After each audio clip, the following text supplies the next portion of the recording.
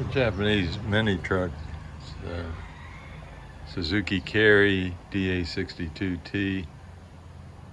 Here in the Philippines, they call them multicabs. This is the 62 series was produced in Japan in like 2002 to 2005, I believe. And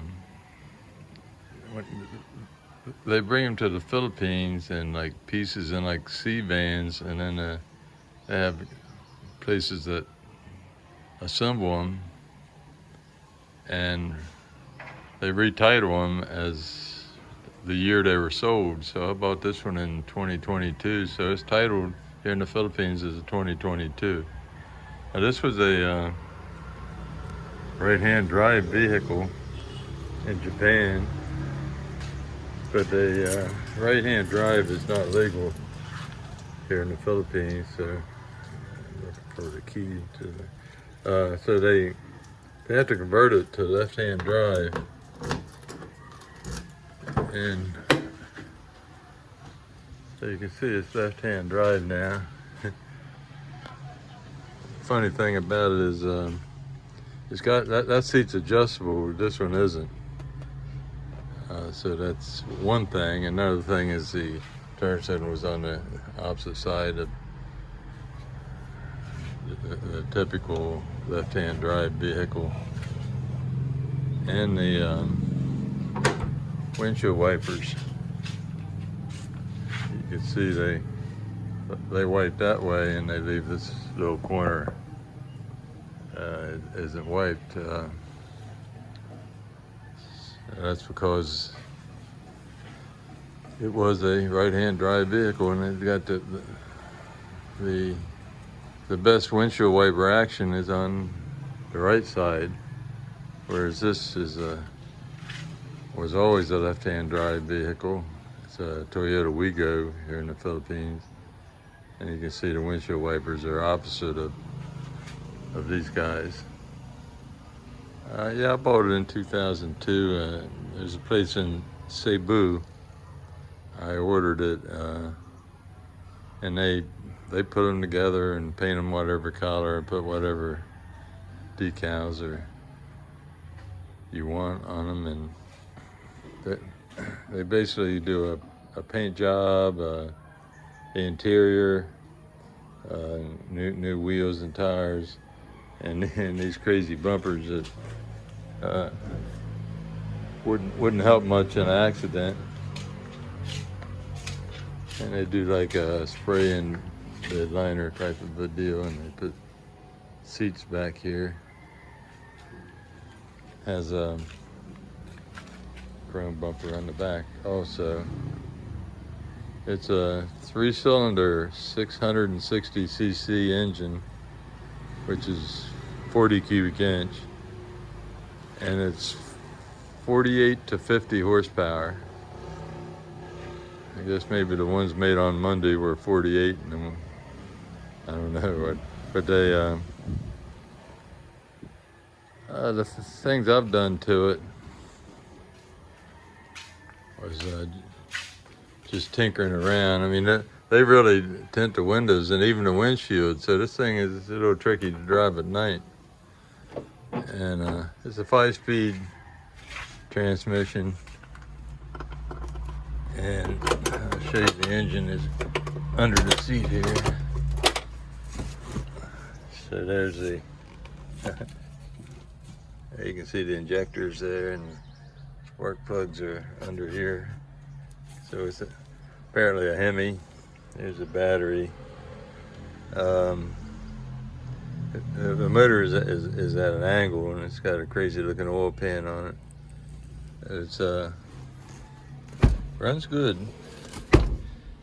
I was reading up on the DA62s, and here I got, and I guess the ones previous, 52s or whatever, had a timing belt, so they put timing chains on these, and I'm glad they did that. So I guess it's pretty high performance engine with a 40 cubic inch and 50 horsepower. You know, it makes more than 1 horsepower per cubic inch. I converted it to power windows. I get the key out again. I can show you. Turn it on. See, the power windows work pretty good. It's these cheap kits you can get that you mount them yourself, and it actually turns the hand crank. You take off the hand crank and cover it with this little deal here, and so inside there it's actually turning the hand crank. I also did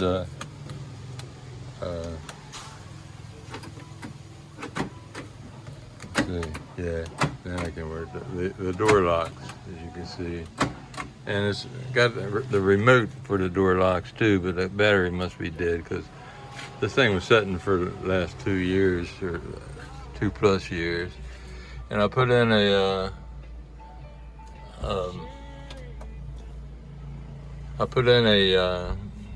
double din cheap stereo, and it had the backup camera, so when I put it in reverse, the music would go off, and then the backup camera would come on, but it quit working on me during my absence, I guess, because it was just, I think the lens got turned orange or something. But anyhow, I was looking around in my shop. There's another thing I did is this has as you can see, it's got a dash cam on this mirror, and I found another backup camera, and apparently it was the backup camera for this dash cam. So I hooked it up, and so now when I put it in reverse, I have a backup camera, but it's up here now, so that's good, you know. So all these fancy things the truck never had. And while I was away, and it sat for 2 years. Of course, the battery, I took the battery out, but the battery didn't charge back up, so I got a new battery. I tried to start it, wouldn't start. One thing I noticed was I didn't hear the fuel pump come on, you know, when they usually run for a couple of seconds when you first turn the key on. So, right here's my backup camera. But, so I dropped the fuel tank, and sure enough, that old fuel pump didn't make it. You can see up in there, you see them white fittings, that's the new fuel pump. So this is an easy tank to come out, just 4 bolts. And it was full of crap and rust and stuff, so I cleaned it out, put a new fuel pump on it. She fired right up. But one thing that didn't come back was the air conditioning, and that's pretty important here in the Philippines to have air conditioning. So I figured it lost its charge, so this seat works differently. I got too much stuff behind it. So I figured it lost its charge, and there's a compressor right there. I put gauges on it and had 115 pounds, so that's enough for it to do something. But it kept its charge. I mean, before, when I first got it, I had an overhang leaking in the air conditioning system. So I replaced all the overhangs on the whole system. And then I pumped it down with a vacuum pump, and then put a couple ounces of oil in it for good measure, and then charged it with 3 cans of Freon and 134A, and it worked good. So I figured I lost its charge, but now I still had a pretty good charge in it after setting 2 years, so my O-rings are holding pretty good.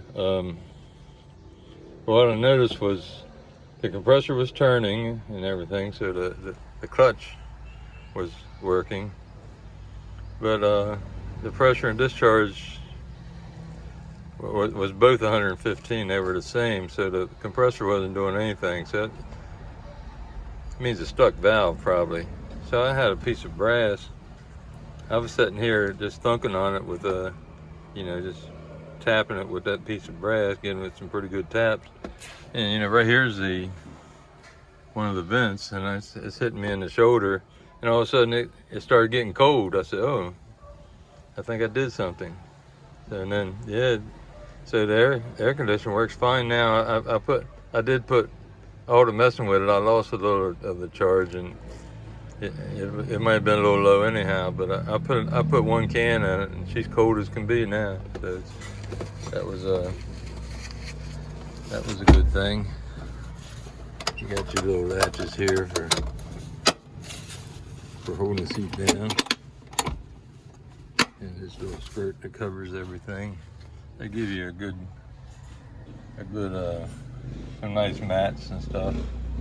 That fire extinguisher and these triangles here are things that are required now in the Philippines, and if you don't have them, you get like a $100 fine or something. So I made sure I had them. This is my cheater bar for my lug wrench. I'll show you that, where the lug wrench is right here. So they give me everything, with it. I mean, they did a pretty good job. Another thing I did was I took the muffler off, and I scrounged around for a piece of pipe to replace it. So I got this little tiny pipe, but it's big enough for this engine. But you can see, right there, I made like a catback system. So this is I guess this is the cat. There's actually 2 of them, and so I got it. You can see it going back there. I've got a dog leg in it. I've got to put a piece of rebar there for a hanger. Yeah, she got a spare tire. She's pretty good shape underneath. They give it a coat of black paint. It's 5-speed with 4-wheel drive. 4-wheel drive didn't work when I got it, but there's only a little solenoid switch. It's on here somewhere. When I changed that switch out, she started working. It's worked fine ever since. These are actually oversized tires. These are 13-inch, 640, 650 by 13. So they're small, but they're oversized. This is supposed to have 12-inch tires. So if I do a full turn left or right, then the tires rub a little. It never hurt anything though. It's a fun truck to drive. When I got it, they had defeated the clutch in to start little thing, and I hooked that back up because I hadn't drove a stick shift in so long. I hit the key a couple times with it in gear, but so I said I'm gonna have to. So I hooked it back up. You can see she fired right up. Takes a second, she'll idle down. That's what she sounds like. Now she passed the smoke test here, and she's legal for the first time. All the time I had it before, I was here for 2.5 years before, and I never did register it. I mean, it had a year when I bought it, but it ran out, so I never renewed it because they never really checked back then. But they're getting stricter now, so it's actually legal now. It's got insurance, it's got the registration, and I I'll show you. It's got a little hood on it here. Not much under the hood, but yeah, if I can find a, there's a lever here somewhere. Oh, here it is. Yeah, it's got this guy, you can prop it up. Yeah, it's got the jack and the handle for the jack and washer fluid, coolant overflow, and brake fluid.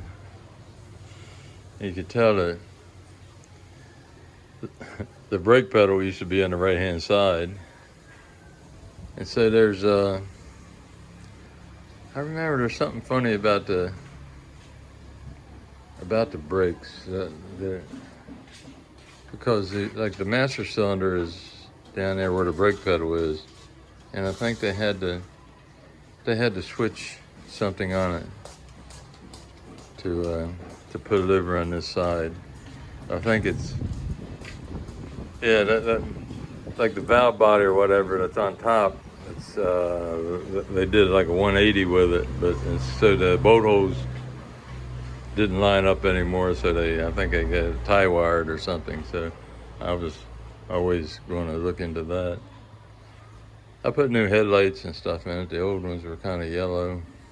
That one was set here for 2 years. It started to turn yellow because it gets sun in the afternoon. But they give me a new jack and everything I need to change the tire.